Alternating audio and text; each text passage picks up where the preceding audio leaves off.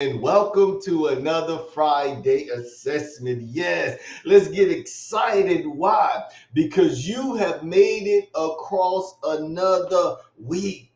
Another week where you had an opportunity. You had 7 opportunities to say, I'm giving up. I'm done. I'm not doing anymore. This is not working. I've done everything that I know how to do. But that's where I want to talk to you at today. You have been doing everything and anything, and you feel that none of it is working. That is what I want to focus on today. Why? Why do I want to focus on that thing? Because we spend our lives, especially our growing years or our adult lives. We as believers, we read the word. There are so many things, there's so many kings, there's so many great leaders in the word, and there's so many great things that they do. And let's get down to it. There are so many principles that we believe that we know that God gave us. There are principles there. And then outside of the principles, we spend our time reading about people's journeys. We're reading about certain processes and different things. And what we do is we allow our minds to get cluttered and we focus on all of them. I remember I was listening to this influencer, I believe, if you want to call it that, and it was talking about reading a book, and he said when he read a book, he don't even read the whole thing. The first principle or first thing that it says to do in the book, he says stop reading. Why? Because he said go focus on that one thing. That's what I want to talk about today. Let's get put into action what we have learned. What we have learned. And you like, but you didn't say anything. I want you to pick one thing, choose one thing. Do the Friday assessment. Look at that area that you're having the challenges and that you're having the most challenge in, and pick one thing and focus on it. And the reason why I say that is watch the success. Why? Because often when we focus on many things, say we go read a whole book, self-help book, self-improvement book, self-development book, or you focus on all of these things, you go listen to all of these leaders, and everybody have their different ways of actually getting the means to the end. And you follow this person, you take some from over there, you take some from over there. Grab one thing and follow that one thing. Why?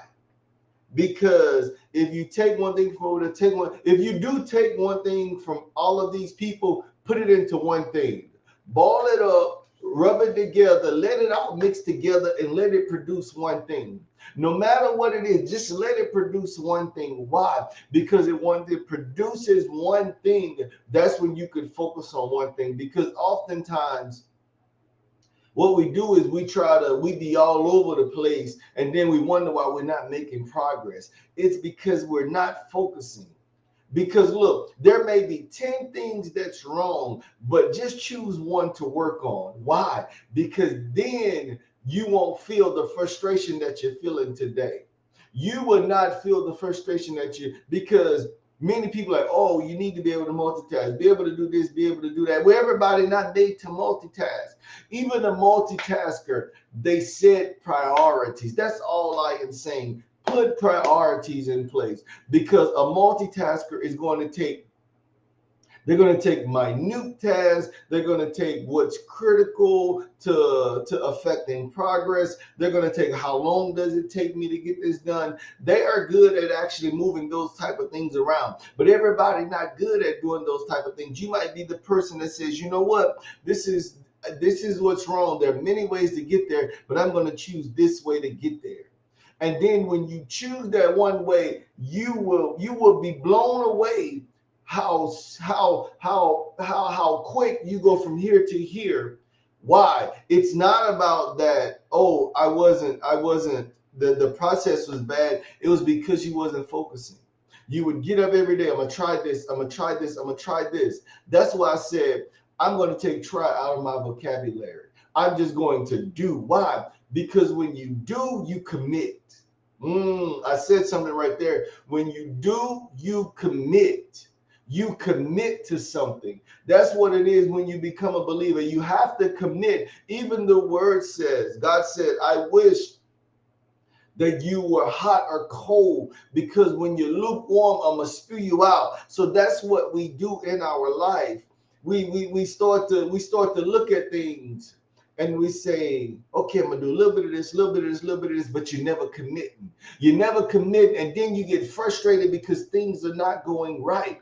But then it's because you're looking at all of this stuff around you and you're never looking at that little voice on the inside of you, that small, still voice on the side of you that's tugging at you, that's pulling at you because of all the. Remember, I told you we don't live outside in, we live inside out. So therefore, what's inside of you should be driving you. Yes, I'm still talking about success and not having success. You're not experiencing success because you're focusing on everything else around you. Choose that one thing. And when you choose that one thing, pick a timeline to do it. Say, I'm going to do this for 6 months. I'm going to do it for 3 months. But be realistic and commit to the process. Why do I say commit to the process? Because you have to say, I'm going to do. I'm not going to try. I'm going to do. Why? Because when you eliminate try, you eliminate excuses. Excuses are made up for you to quit. They are made up so to say, you know what, this obstacle, so I'm not going to do it anymore. I'm going to go over here. And that's what's wrong today. It's because you only take 3 steps and you say, it's not working. I'm going to go try this. I'm going to go try that. But I am urging you, I'm encouraging you today. Just choose that one thing today. Commit to that one thing today.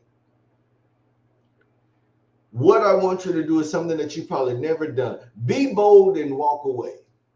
Be bold and walk away from that one thing. Forget all that was in your past. Paul said, look, I'm forgetting everything, my failures, my accolades, my successes, and I'm pressing forward. He kept his eye on one prize.